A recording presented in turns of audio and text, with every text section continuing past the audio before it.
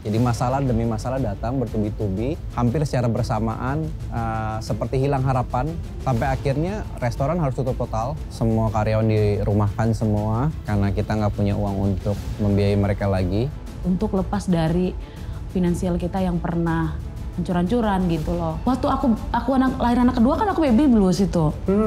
Ya gimana nggak baby blues toh, aku baru lahiran, aku langsung ngurusin anakku sendiri, langsung masak, langsung ini gitu. Anak dua, bisnis lagi drop gitu, stres, suami nggak naik gaji gitu loh. Jadi aku tuh punya kebiasaan tuh kalau punya masalah itu tuh suka nangis sendiri, teriak-teriak tuh sama Tuhan gitu. Kebangkrutan adalah pengalaman yang sangat berat untuk dijalani. Ketika kita merasakan bahwa apa yang kita bangun tiba-tiba runtuh, akan sangat mudah untuk kita terjebak di dalam penyesalan dan merasakan bahwa hidup tidak lagi layak untuk dijalani. Pertanyaannya, bagaimana di saat-saat terburuk dalam hidup kita bisa menemukan harapan dan kekuatan di dalam Tuhan? Mari kita saksikan kisah yang berikut ini. Mimpi saya buat restoran waktu itu ketika saya sama teman-teman, mimpinya adalah kita punya cabang banyak. Karena kita sudah siapkan central kitchen, kita sudah siapkan kitchen yang memadai, bahkan chefnya aja kita ambil dari luar negeri.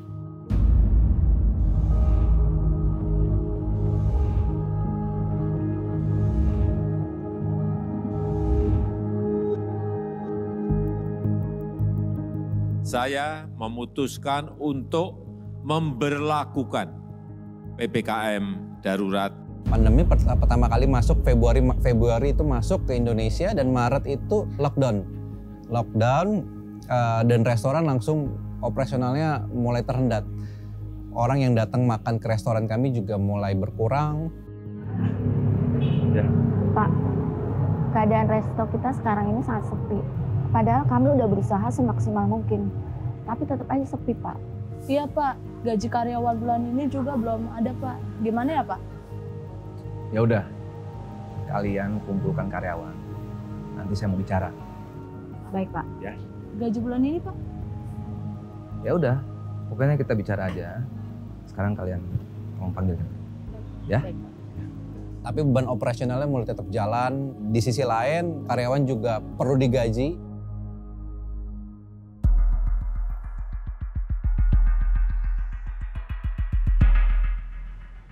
Kalian tahu kan, beban operasional tidak tercukupi. Hah? Maksud Bapak gimana ya, Pak? Jadi ya dengan sangat terpaksa. Sampai akhirnya restoran harus tutup total, semua karyawan dirumahkan semua. Karena kita nggak punya uang untuk membiayai mereka lagi. Dan ini, kamu kan sebagai pimpinan, tolong kasih ke anak buah kamu.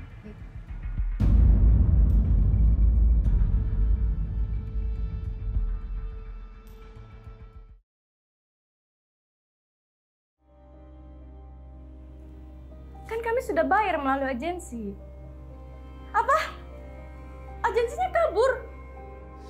Uang yang seharusnya dipakai untuk sewa apartemen, kita bayarkan 2 tahun untuk kita bayar, ternyata ditipu. Dan uang yang seharusnya disetor kepada pemilik malah dibawa kabur sama agennya. Ya waktu ketika ditipu, terus terang pasti kesel. Ya cukup terpukul juga, uang yang seharusnya kita bayar malah hilang. Nanti kita berdua ke pihak manajemen, ya. Kita ngobrolin baik-baik aja. Pada saat itu istri dan saya sebagai layaknya manusia, kami kecewa dan sedih saat itu. Jadi masalah demi masalah datang bertubi-tubi, hampir secara bersamaan, seperti hilang harapan, bingung juga mau berbuat apa.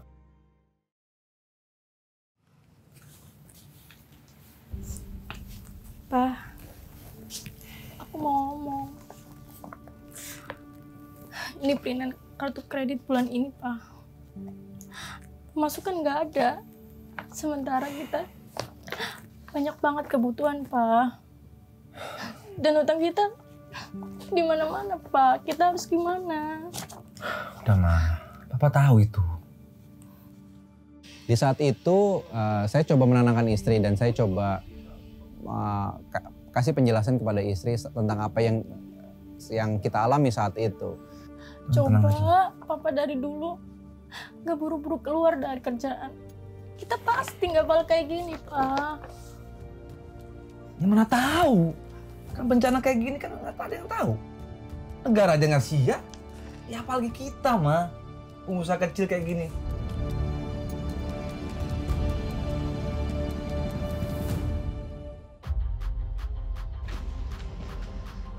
Pak. Nah, Ini nih. Iya nih. udah 1 bulan kami cari-cari. Kamu harus bayar. Kamu nunggak kartu kredit kamu ke bank. Bagaimana ini pembayarannya? Iya Pak, masalahnya resto saya udah tutup Pak. Jadi saya minta kelonggaran. Oh, kami nggak mau tahu. Bapak harus bayar. Kami ditugaskan. Iya Pak, kalau enggak kami akan sita rumah ini dan isi-isinya Pak. Tagihan mulai muncul dan ya kita sulitan juga untuk membayar. Diteleponin dan dapat tagihan. Kita coba bayar sebisa kita bayar minimum, kita bayar saat itu kita bayar dengan seadanya.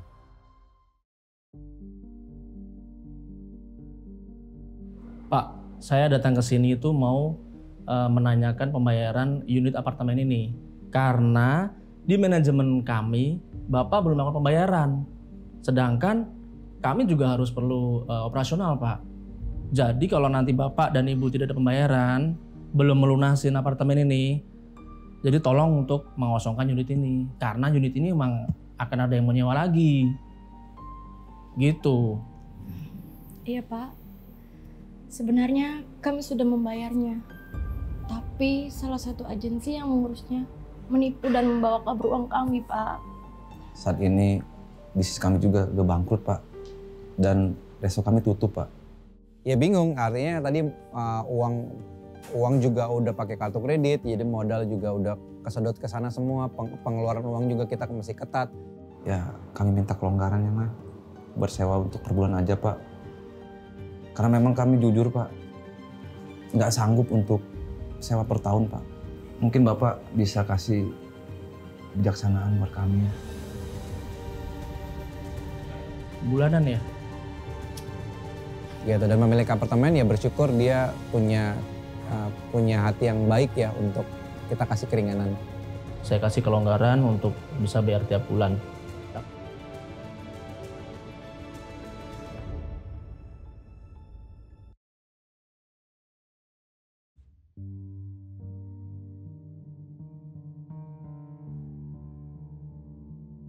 Hati saya sedih gitu, kecewa dan bingung mau berharap seperti apa. Keadaannya gelap dan bingung mau apa. Semua rencana yang saya buat di tahun itu berantakan.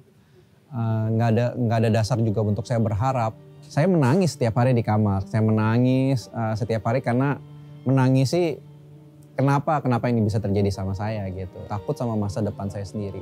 Istri dan anak saya ini nanti masih seperti apa. Masa saya dulu ngalamin susah, anak saya juga masih susah juga. Bisnis kita tuh udah hancur, Ma. Terus kita mau gimana sekarang? Hah?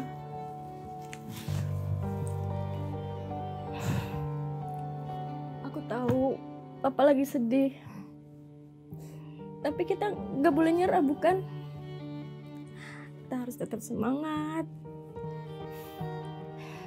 Lebih baik kita doa aja yuk. Ya.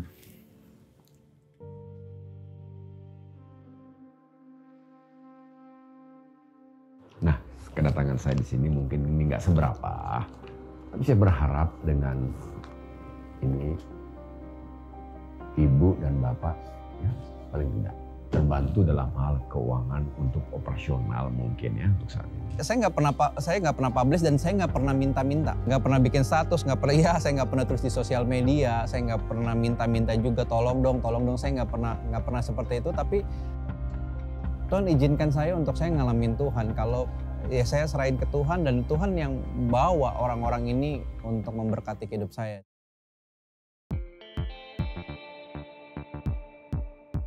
Marilah kepadaku semua yang letih lesu dan berbeban berat, aku akan memberi kelegaan kepadamu. Pikulah kuk yang kupasang dan belajarlah kepadaku, karena aku lemah lembut dan rendah hati, dan jiwamu akan mendapat ketenangan. Sebab kuk yang kupasang itu enak dan bebanku pun ringan. Masalahnya belum selesai saat itu, masalahnya utang masih ada, restorannya masih tutup. Tapi yang berbeda adalah respon hati saya. Ketika saya menyerahkan itu kepada Tuhan dan membawa masa depan saya ke dalam tangan Tuhan, mulai ada damai sejahtera Tuhan muncul dalam hati saya. Hidup kita kan sebuah proses. Tuhan tahu cerita kisah hidupan kita. Tapi menariknya bagaimana kita terus berpegang sama Tuhan dan kita tetap jalan gitu. Walaupun keadaannya nggak ideal gitu. Tapi yang harus tetap kita lakukan adalah percaya sama Tuhan dan tetap jalan prosesnya. Saya percaya segala sesuatu yang kita alami, Allah turut bekerja dalam segala sesuatu yang kita alami. Makanya firman Tuhan bilang, dalam kelemahanku lah kuasa Tuhan akan menjadi sempurna gitu. Dan Tuhan turut bekerja dalam segala sesuatu yang kita alami untuk mendatangkan kebaikan bagi orang-orang yang terpanggil sesuai dengan rencananya Allah. Rasa frustrasi, kecemasan, menyalahkan diri sendiri, bahkan menyalahkan Tuhan bisa dialami oleh orang-orang yang mengalami kesulitan bertubi-tubi. Hanya mereka yang mengandalkan Tuhan dan menaruh harapannya hanya pada Tuhan yang mampu melewati itu semua. Sama seperti sahabat saya yang satu ini, ia merasakan pahit dan getirnya hidup, namun tetap percaya bahwa ia hidup di dalam perlindungan Tuhan. Penasaran dengan kisahnya? Yuk kita ngobrol dengan dia. Sahabat Solusi, hari ini saya kedatangan Kak Novelita Sijabat. Halo Kak. Halo.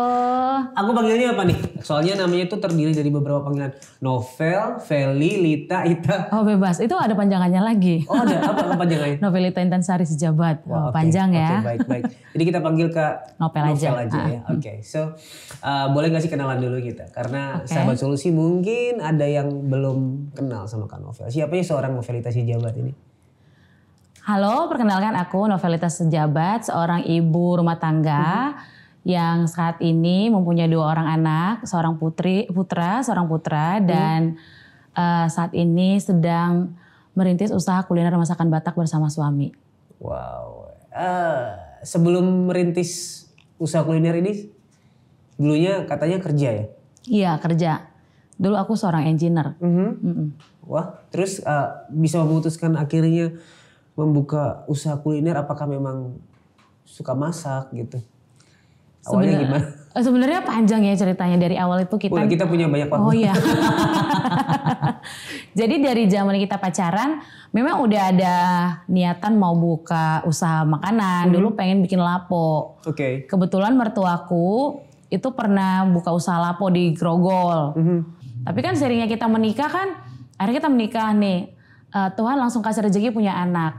Setelah diperhadapkan dengan dunia pernikahan dan akhirnya akan menjadi calon seorang ibu dan dia calon seorang ayah, kayaknya nggak ada yang mau resign gitu. Kayaknya mimpi kita kubur dulu lah gitu. Kita yang realistis aja lah dulu gitu lah ya. Pokoknya kan. Yang aman dulu nih kerja buat anak. Yang aman dulu lah gitu kan. Waktu itu suamiku tuh sambil taksi online. Ya kan. Terus aku juga tetap kerja sebagai engineer, tapi aku dulu tuh mobile, jadi sering keluar kota.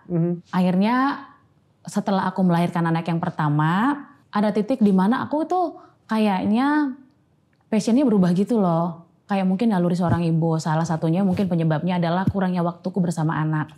Jadi dulu kita tinggalnya di rumah mertua. Ditinggal di rumah mertua, terus aku tuh berangkat pagi, pulang malam, kayak gak ada waktu sama anak pertama.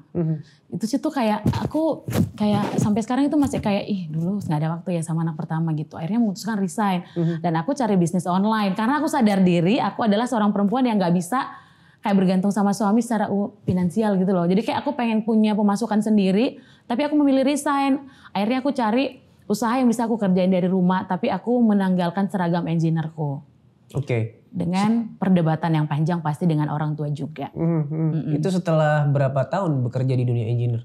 Kurang lebih 5 lebih lah ya, nggak terlalu lama karena aku juga merantau belum lama ke Jakarta. 5 tahunan lah ya. Akhirnya aku menanggalkan seragam itu, terus jadi ibu rumah tangga. Terus saat COVID itu tuh bisnis online kan malah yang melejit. Betul, ya kan. Nah lahirlah anak keduaku.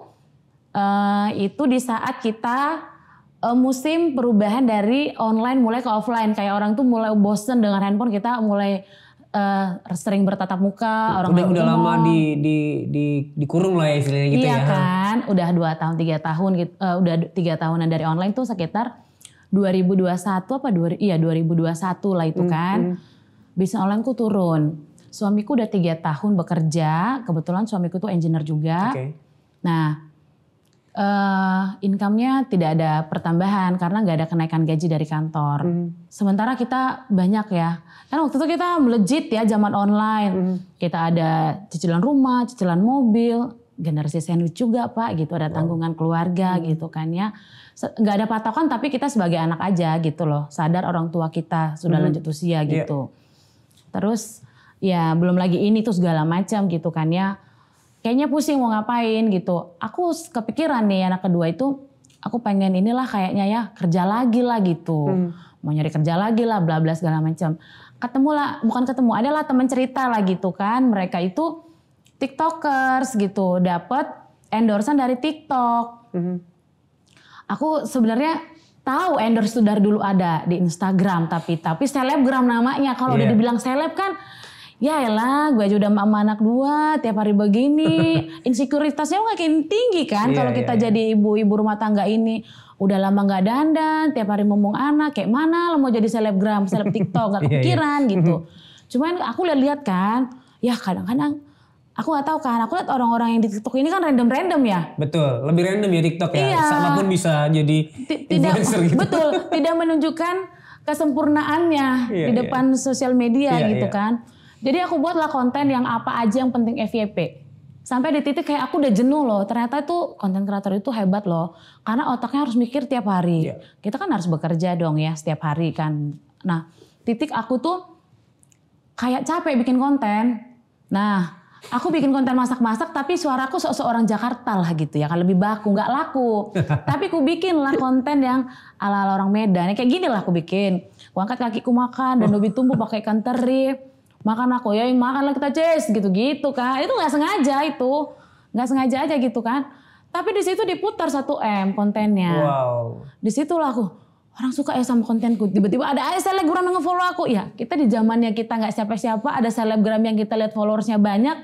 Nge-follow kita kan kita kayak happy ya. Happy gitu kan. Ya udahlah kan. Makin sering aku bikin konten masak-masakan Batak dengan apa ya. Di situ juga aku lebih happy. Karena aku nggak perlu menjadi orang lain kan, cukup Nopelita Sijabat yang lahir dari kampung gitu kan ya, masakannya masakan di kampung-kampung semua gitu.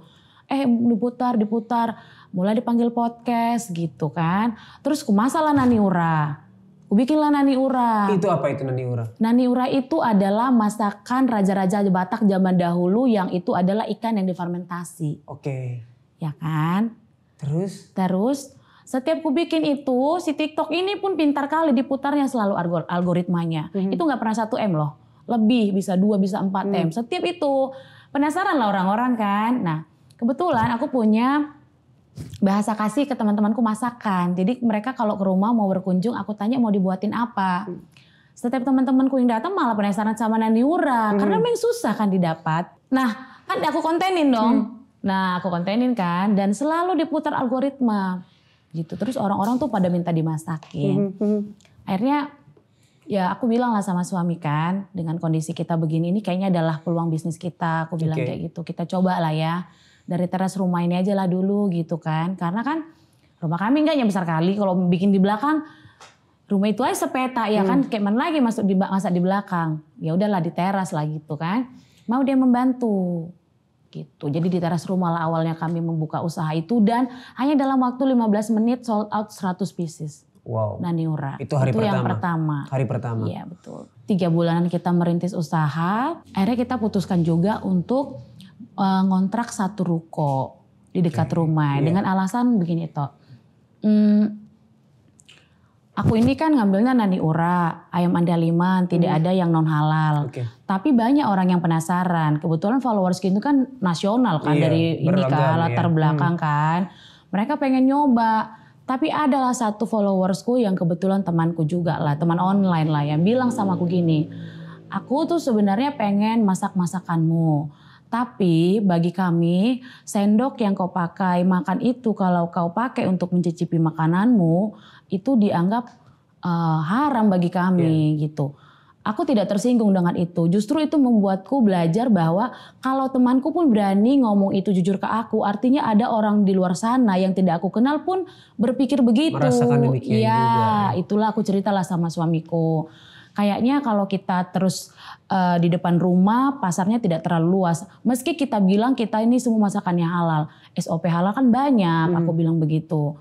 Gimana kalau kita itu punya misi bagaimana kita bergerak mengembangkan budaya Batak tapi lewat makanan. Jadi kita komit ngambilnya itu dari nasionalnya gitu. Kita sewalah satu ruko ya, aku bilang sama suami dan suami juga mau. Dan pertimbangan lainnya di depan rumah kan ojek banyak kan mengganggu. Dan kalau kita di depan rumah aja produksinya artinya kita nggak berani ekspansi dong karena kan lokasi terbatas. Gitu. Akhirnya kita sewa ruko, hasil dari endorse kita pakai untuk sewa satu ruko saat itu. Gitulah itu. Dan kita mempekerjakan kayak kita tuh punya mimpi itu aku tuh sering mendoakan orang-orang yang ada di sekitarku itu. Jadi orang yang tidak aku kenal ya seringlah kita bawa supaya kita memberi dampak. Terus aku bilang sama suami kayaknya ini salah satu jalan Tuhan lah ya. Kita bikin lapangan kerja aku bilang. Kayak mana ya kalau misalnya kita komit lah ya kita mempekerjakan warga sekitar aja. Aku bilang kayak gitu. Oke. Setahun ini kan sepertinya semuanya berjalan dengan baik ya. Mulai dari hari pertama jualan itu sold out. Terus lalu ekspansi ke ruko. Sekarang ruko katanya udah 3 ya? 3 tempat operasional. 3 tempat operasional. Kan kita ngobrolin tentang penyertaan Tuhan. Kadang-kadang kita di dalam titik yang rendah itu merasa seakan-akan Tuhan gak ada. Tuhan gak menyertai, Tuhan gak baik, Tuhan gak tolong.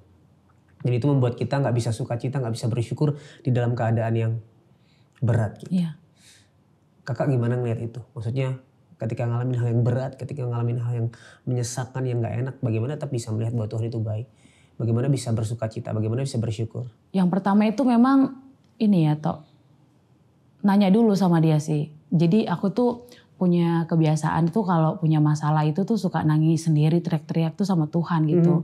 Kayak penyembahan, nangis. Terus aku ingat mungkin manifestasi dari usaha yang kita buat ini, aku tuh dulu pernah journaling.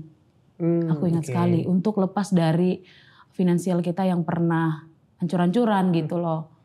Yang aku sampai hampir mau bekerja itu gitu. Itu kan finansial kita tuh bukannya kurang, cukup pada saat itu. Cuman kan namanya juga seorang ibu kan mikirin anakku nanti kayak mana lah sekolahnya nih kalau kita tetap gini gitu kan.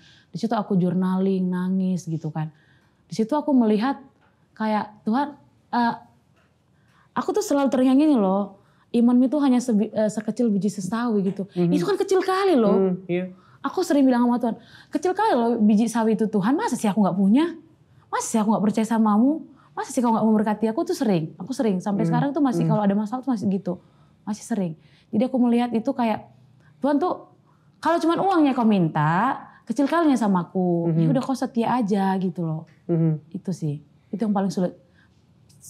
Sulit tapi pasti Tuhan ada gitu loh. Setia itu paling sulit memang. Iya. Karena ya itu yang tadi aku bilang ya, seringkali kita di dalam keadaan yang gak baik susah untuk melihat bahwa Tuhan menyertai. Kita merasanya Tuhan gak menyertai. Kayak suka banding-bandingin sama orang gak sih? Iya. Ya kan aku tahu loh dia kayak mana Tuhan, aku tahu. Tapi kok kau berkati ya dia, aku enggak loh. Emang apa dosaku? Aku baik loh sama suamiku, aku nurut loh gitu. Apa sih yang kurang dari aku Tuhan gitu? Padahal Tuhan nggak usah kau marah-marahin aku, kau tenang aja. Padahal Tuhan mau bilang gitu kan. Yang paling sulit itu adalah kan berdamai sama keadaan dan berdamai sama Tuhan. Iya kan? Menurutku kalau kita udah berdamai sama semuanya, itu paling kayak rezeki itu lancar aja gitu loh Tok. Menurutku ya. Menurutku berdamai sama keadaan itu membuat kita rezeki lancar. Karena itu memang paling sulit. Karena kita kan suka denial. Iya. Dan kayaknya itu yang sering jadi masalah orang ya. Dia bilang, aku udah begini, udah begitu kok kayaknya aku gak diberkati. Seakan-akan kita membuat Tuhan berhutang sama kita. Iya, itu doaku dulu. Dan itu yang membuat kita ujungnya menjadi menyalahkan Tuhan. Waktu aku lahir anak kedua kan aku baby blues itu. Ya gimana gak baby blues toh. Aku baru lahiran aku langsung ngurusin anakku sendiri. Langsung masak, langsung ini gitu. Anak 2. Bisnis lagi drop gitu. Stres, suami gak naik gaji gitu loh. Jadi baby bluesnya gimana tuh? Suamiku nggak datang aja, aku panggil aku bisa nangis. Oke. Kayak kau nggak sayang sama aku, kok nggak tahu jadi ibu gitu loh tau. Kayak aku nyalain suami terus. Iya. Suamiku tuh baik banget loh memang. Karena ya untungnya dia tipikal laki-laki yang punya kecerdasan emosional yang baik. Dia tahu ya istrinya begitu, dia nggak marah balik ya? Dia menurutku dia bukan takut sama istri, tapi dia tahu di mana momennya dia harus tegasin ke istri, di mana dia harus ya udahlah ini didiemin aja dulu gitu. Iya. Ya, dan itu yang bikin orang kadang marah ke Tuhan ya. Padahal justru posisinya itu kita yang sebenarnya berhutang banyak sama Tuhan, walaupun kita nggak bisa bayar juga ya, dengan segala kebaikannya, dengan segala apa yang Dia sudah kerjakan bagi kita. Iya, betul. Jadi ya buat sahabat solusi, ya itu seringkali kita berusaha membuat Tuhan sepertinya berhutang sama kita. Dan itu yang membuat kita marah sama Tuhan. So ya bersyukur ya juga punya suami yang selalu ada, selalu menyertai walaupun sempat menghadapi konflik-konflik seperti itu. Iya, benar sekali Tok.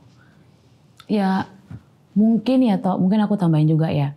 Aku tuh kan pernah di titik toxic relationship tapi aku tetap tulus sama pasanganku gitu. Even kita pernah salah dalam pacaran, gak apa-apa salah dalam pacaran gitu. Lebih baik kan gagal dalam lebih baik gagal menikah daripada gagal dalam pernikahan kan, gitu. Jadi ketulusan hati kita itu pasti akan Tuhan berikan di saat yang tepat dengan orang yang tepat sih menurutku. Karena aku menemukan akhirnya menemukan juga kan laki-laki yang benar-benar tulus juga mengasihiku, walaupun waktunya mungkin jauh dari yang aku bayangkan. Maksudnya dulu kan kayak berapa tahun aku pacaran sama orang gitu, kayaknya toksik mulu, dijahatin mulu gitu. Padahal kita tulus sama dia gitu. Seringnya berjalannya waktu aku menyembuhkan lukaku dulu, aku memperbaiki diriku dulu. Akhirnya Tuhan bilang ya kamu baik-baik dulu ya, udah kau kan tulus nih, sekarang memperbaiki diri. Nanti ku kasih serupa dan segambar dengan kau nanti pasanganmu, itu cerminan dirimu gitu. Ternyata Tuhan kasih juga kok. Iya. Gitu. Seiring kita memperbaiki diri dulu gitu. Iya. Oke. Roma 8 ayat 38 dan 39. Sebab aku yakin bahwa baik maut maupun hidup, baik malaikat-malaikat maupun pemerintah-pemerintah, baik yang ada sekarang maupun yang akan datang, atau kuasa-kuasa, baik yang di atas maupun yang di bawah, ataupun sesuatu makhluk lain, tidak akan dapat memisahkan kita dari kasih Allah yang ada di dalam Kristus Yesus, Tuhan kita. Sahabat, seringkali di dalam pasang surut kehidupan, kita merasa bahwa tidak ada penyertaan Tuhan. Kita merasa Tuhan tidak ada bagi kita. Namun firman Tuhan berkata, bagi kita yang dipilihnya, bagi kita yang ada dalam Yesus Kristus, penderitaan pun, pasang surut kehidupan tidak bisa memisahkan kita dari kasih Kristus. Dalam situasi apapun, dalam keadaan apapun, penyertaannya sempurna, kasihnya sempurna. Dan itu sudah dibuktikan bagi kita di atas kayu salib 2000 tahun yang lalu. So tidak ada lagi yang perlu kita takuti, bahwa dalam keadaan apapun, kasihnya sempurna, penyertaannya sempurna bagi kita. Mari kita berdoa. Tuhan, kami bersyukur. Sungguh kami mengerti kasih-Mu tidak pernah meninggalkan kami. Tidak ada yang bisa memisahkan kami dari kasih Kristus. Bahkan penderitaan pun, bahkan pasang surut kehidupan pun. Kami percaya sekalipun kami harus melewati itu semua. Kami melewati di dalam penyertaan Tuhan. Kami melewati dengan kasih Kristus yang selalu ada bagi setiap kami. Dan itulah sumber kekuatan, sumber harapan untuk kami melewati itu semua. Kami bersyukur buat penyertaan dan kasih-Mu yang tidak terbatas dalam hidup kami. Demi nama Yesus Kristus Tuhan dan Juru Selamat kami berdoa dan mengucap syukur. Amin. Kalau hari-hari ini kamu sedang mengalami pasang surut kehidupan di dalam aspek apapun di hidupmu, kamu bisa menghubungi nomor yang ada di bawah ini. Ini adalah nomor doa dan konseling Cahaya Bagi Negeri. Kami akan siap 24 jam untuk mendengarkan cerita kamu dan mendukung kamu dalam segala permasalahan di dalam doa. Jangan ragu untuk menghubungi nomor ini, karena satu langkah kecil ini akan mengubah hidupmu selama-lamanya. Kalau kamu diberkati dengan acara ini dan kamu rindu Kristus lebih lagi diberitakan lewat acara ini, kamu bisa mendukung dengan cara scan QR Code yang ada di layar kamu. Sekali lagi terima kasih sudah mengikuti acara ini. Sampai ketemu di episode selanjutnya. Ingat selalu Tuhan Yesus sangat mengasihimu. Dan apapun permasalahanmu, di dalam Tuhan pasti ada solusi.